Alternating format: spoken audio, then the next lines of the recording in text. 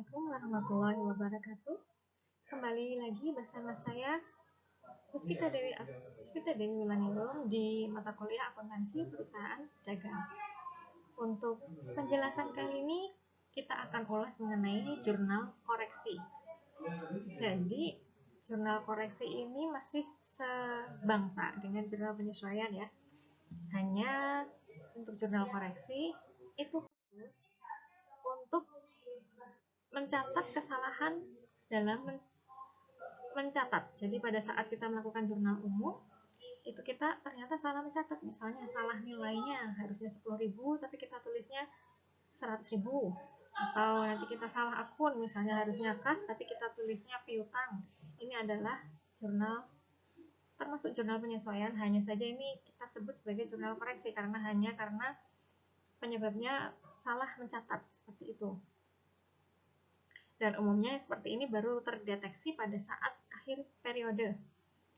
Biasanya terjadi jurnal koreksi itu pada kondisi yang pertama karena lupa mencatat.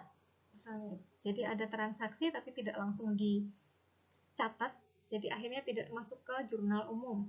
Dan ini biasanya akan kita temukan di akhir periode saat kita akan membuat laporan keuangan, kita baru sadar ternyata ada yang lupa kita catat. Maka nanti perlu jurnal koreksi. Selanjutnya ada juga salah penulisan. Jadi misalnya tadi ya nilainya 10.000 tapi kita tulisnya 100.000, atau sebaliknya harusnya 100.000 tapi kita tulisnya 10.000. Ini terjadi kesalahan penulisan nilai rupiah. Oleh karena itu di sini kita perlu melakukan jurnal koreksi.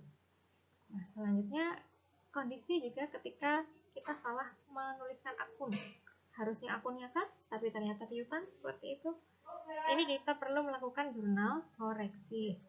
Dan yang terakhir, ada terjadi kombinasi kesalahan. Misalnya kita salah menulis nilai rupiah, dan juga kita nulis salah akun.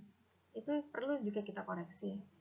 Baik, langsung saja kita masuk bagaimana kita mencatat jurnal koreksi ketika kondisinya kita lupa. Saat kita lupa tidak mencatat dan kita temukan di akhir periode. Contohnya seperti ini, di tanggal 31 Desember diketahui transaksi pembelian supplies seharga 3 juta. Tanggal 5 Desember ternyata ada transaksi tanggal 5 Desember itu kita ada beli supplies sebanyak 3 juta, tapi kita belum catat. Oleh karena itu, ini kita perlu melakukan jurnal koreksi. Nah, transaksinya seperti ini jadinya.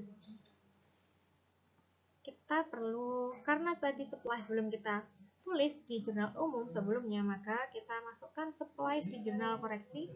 Supplies bertambah ada di debit sebesar 3 juta, sedangkan karena kita membelinya tunai, maka di sini kas kita keluar sebesar 3 juta. Seperti itu jika kondisinya kita lupa mencatat. Nah, selanjutnya yaitu ketika kita melakukan kesalahan dalam menulis nilai rupiahnya. Contohnya, di contoh ini misalnya kita membeli kredit komputer harganya 6 juta tanggal 16 Desember, tapi kita tulisnya 9 juta. Nah, pada saat itu kan kita catatnya 9 juta. Contohnya di sini ya. Ini kita catatnya 9 juta, kita akui peralatan sebesar 9 juta, padahal ini harusnya 6 juta. Maka kita perlu membuat jurnal koreksi. Nilainya kan di sini 9 juta. Padahal ini yang kepakai sebenarnya cuma 6 juta. Maka kita kurangkan saja. 9 juta dikurangi 6 juta berarti selisihnya itu kita kurangkan. Selisihnya karena utang kita kan berarti artinya sebenarnya 6 juta. Utang kita sebenarnya 6 juta tapi kita tulisnya 9 juta, maka utang kita berkurang. Utang berkurang di debit ya. Utang berkurang sebesar 3 juta. Sebesar 3 juta.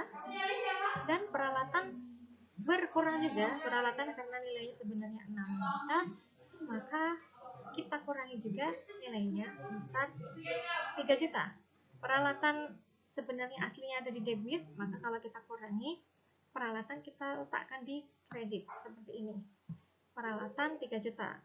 maka jurnal koreksinya nanti ada utang di debit sebesar 3 juta dan peralatan kantor di kredit sebesar 3 juta juga. Nah, seperti ini contoh dari saat kita terjadi kesalahan pada lupa dan saat kita melakukan kesalahan dalam penulisan nilai rupiah. Oke, sekian untuk pertemuan kali ini, kita cukupkan dulu untuk koreksi kesalahan, karena tadi yang ketiga itu ada kombinasi dan juga ada juga saat salah nulis akun. Kita pelajari di pertemuan selanjutnya. Baik, sekian dari saya. Wassalamualaikum warahmatullahi wabarakatuh.